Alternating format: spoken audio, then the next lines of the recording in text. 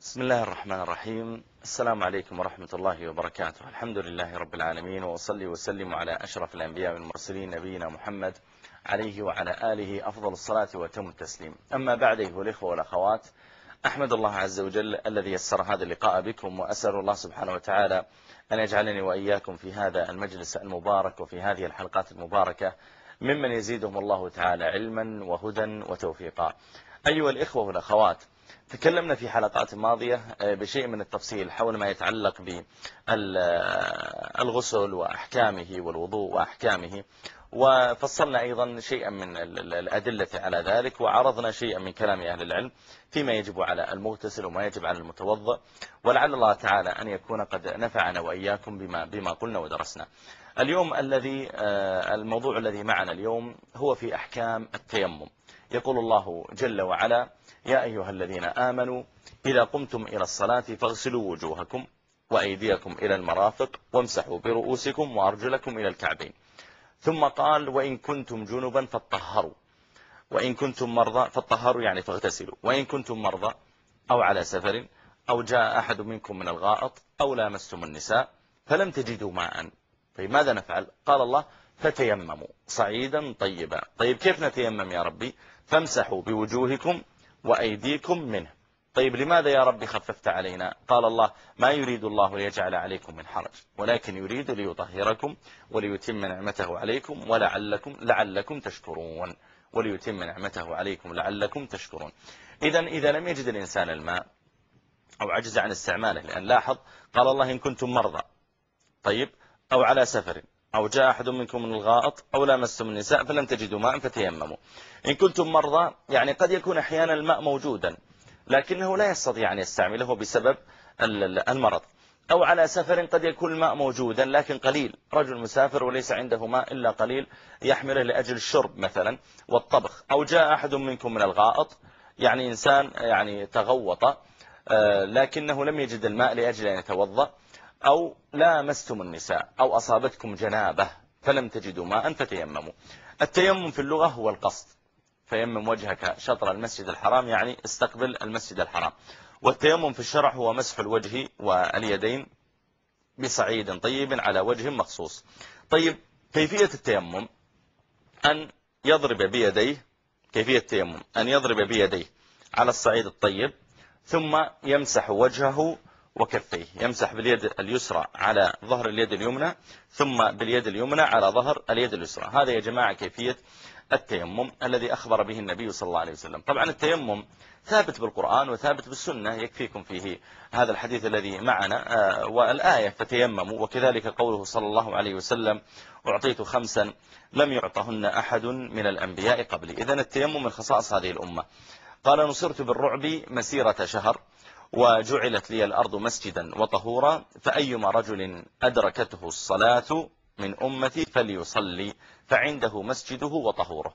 يعني أي مكان أدركتك الصلاة صلي، ما يحتاج تبحث عن مسجد، صلي ولو في البر أو في صحراء أو في حديقة أو في طائرة أو في قطار، في أي مكان صلي وعنده مسجده وطهوره. عندك مسجدك يعني المكان جاهز، طهورك يعني عندك التراب إذا لم تجد الماء فإنك تتيمم بالتراب. طبعا التيمم أيها الإخوة والأخوات هو بدل عن الطهارة بالماء، ولا يعني عندما نقول بدل عن الطهارة بالماء أنه لا يستعمله إلا من كان فاقدا للماء. لا، قد يكون الإنسان أحيانا واجدا للماء لكنه مع ذلك لا يستطيع أن يستعمله. إما لا يستطيع أن يستعمله بسبب المرض، مثل لو إنسان فرضا مثلا أصابه شيء من الاحتراق مثلا في يديه مثلا، أو في يده أو في رجله أو نحو ذلك، أو مثلا في جلده حساسية من الماء، أو وضع مثلا دواء معين، وضع كريمات على يده أو مراهم، فيقول: يا جماعة أنا ما أستطيع أني أتوضأ مثلا فأزيله بالماء. نقول له في هذه الحالة يتيمم. وإذا كان التيمم يضره أيضا المريض يسقط عنه الوضوء والتيمم. إذا قد يكون مريضا أو قد يكون يخاف من المرض، مثل لو إنسان فرضا في بر نائم واستيقظ فإذا البرد شديد ولا يستطيع أن يتوضأ ولا يغتسل، يخشى أن توضأ أو يغتسل أن يلفحه البرد وأن يصيبه مرض شديد. فمثل هذا الحال إذا كان لا يستطيع أن يتوضأ ولا أن يغتسل يسقط عنه الوضوء والاغتسال، فكيف يتطهر للصلاة؟ يتيمم. لكن ينبغي يا جماعة لا يكون الإنسان أيضا يعني متساهلا. بعض الناس إذا رأى بردا شديدا قال ها أبتيمم أنا أخاف من البرد. لا، ليس المقصود البرد العادي، يعني البرد اليسير ليس المقصود العادي.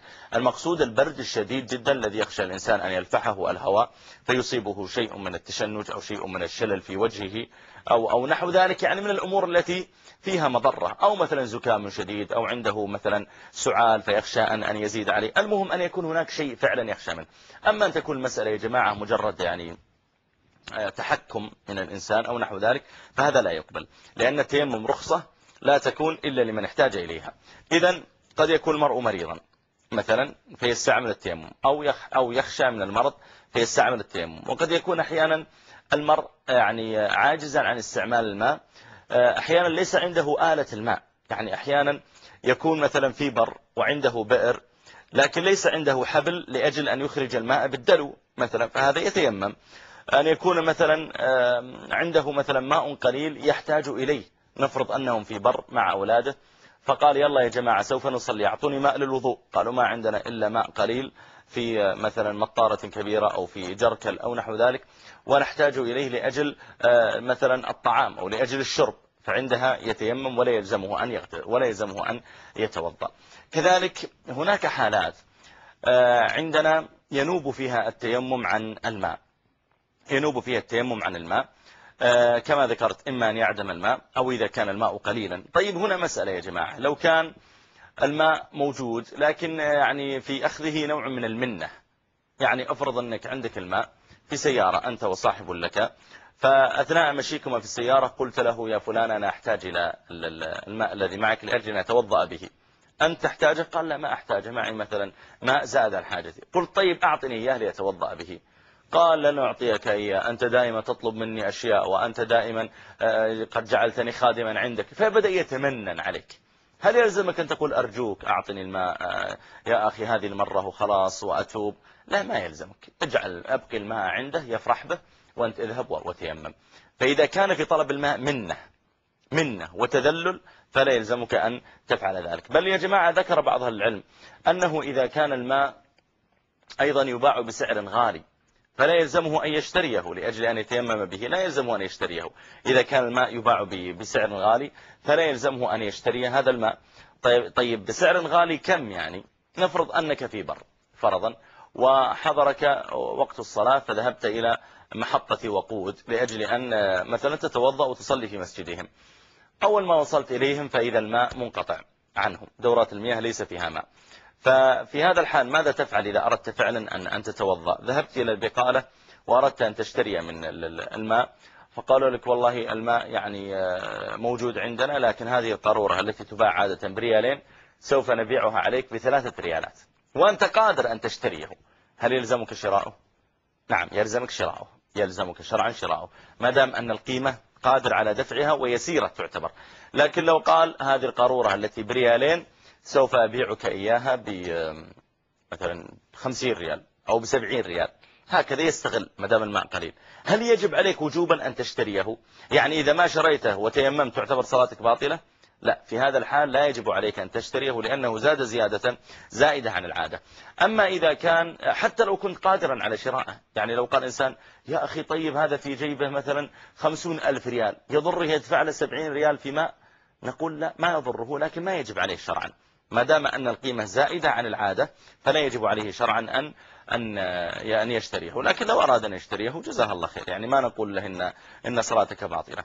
كذلك من أهم الأمور أيها الإخوة والأخوات فيما يتعلق بالتيمم، أحيانا قد يجد الإنسان ماء يكفيه لطهارته لكن لا يكفي لطهارته كاملة. يعني نفرض أن إنسان فرضا كان في بر فرضا وعنده ماء لكن هذا الماء لا يكفي لأجل الطهارة كاملة، نفرض أن هذا الماء مثلا قليلا وأن هذا الماء قليل ويكفي فقط لأجل الوضوء، ففي هذا الحال إذا أصابته جنابة هل يجب عليه أن يغتسل بهذا الماء مع أنه لا يكفيه أم يتيمم؟ أهل العلم لهم في ذلك خلاف. نسأل هذا الرجل نقول هذا الماء يكفيك بأي مقدار؟ قال يا جماعة هذا الماء يكفيني فقط أن أغسل رأسي إلى صدري. أما الباقي فلا يكفي الماء له، وأنا عليه جنابة لابد أن أغتسل اغتسالا تاما.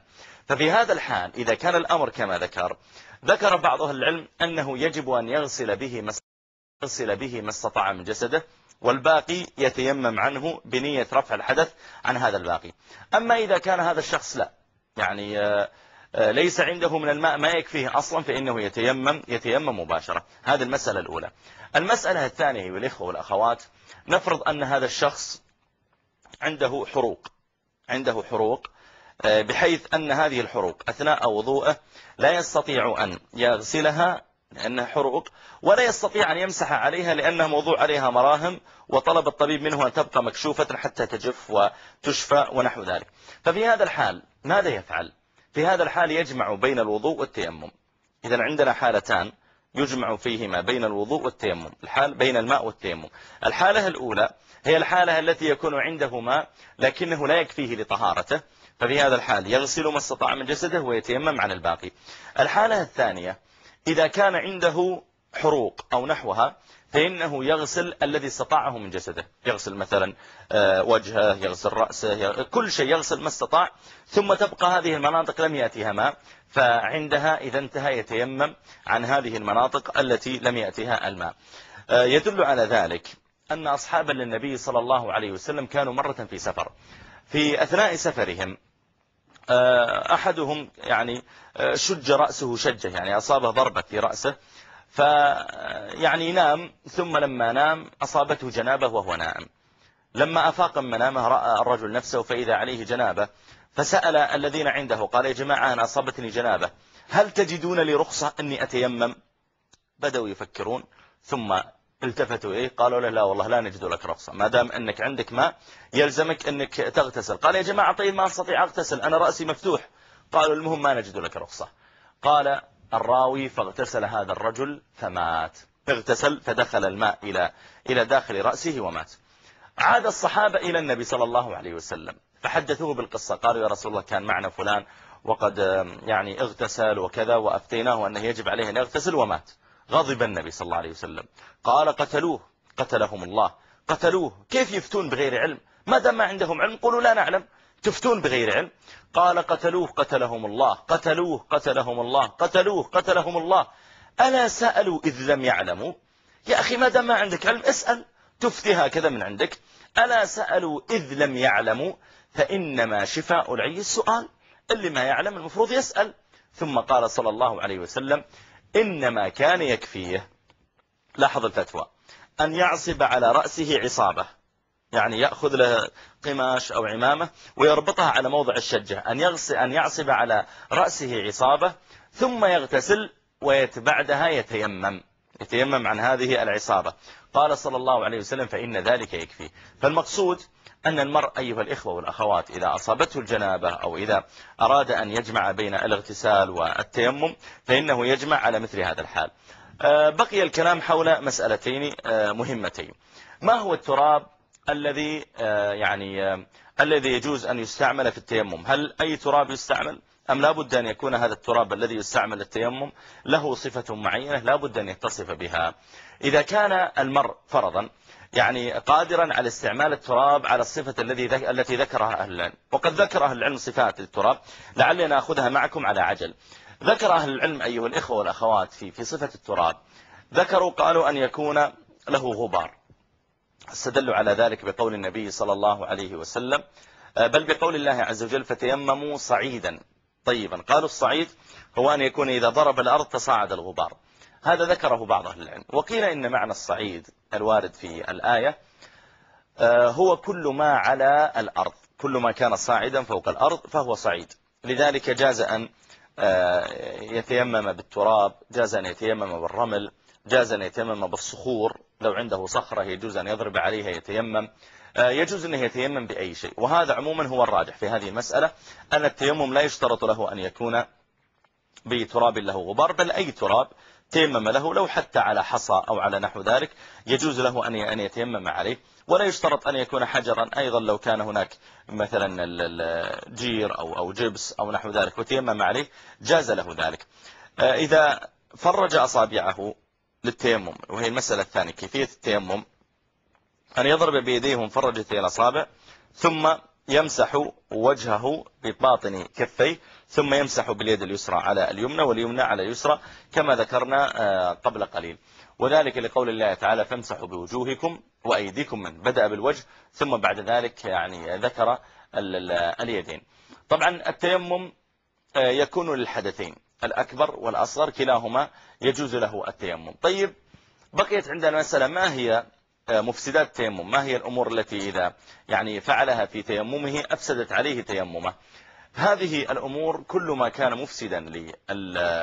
كان مفسدا لطهارة الماء أفسد طهارة التيمم. التي يفسد طهارة الماء تقدمت معنا، نواقض الوضوء كالخارج من السبيلين، من صوت أو ريح أو بول أو غائط، كأكل لحم الجزور إلى غير ذلك، أكل لحم الإبل إلى غير ذلك من الأمور التي تقدمت معنا.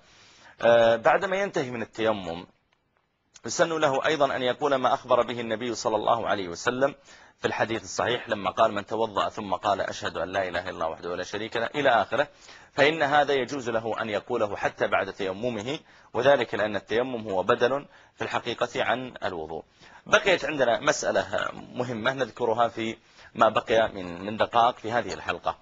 متى شرع التيمم أيها الإخوة والأخوات؟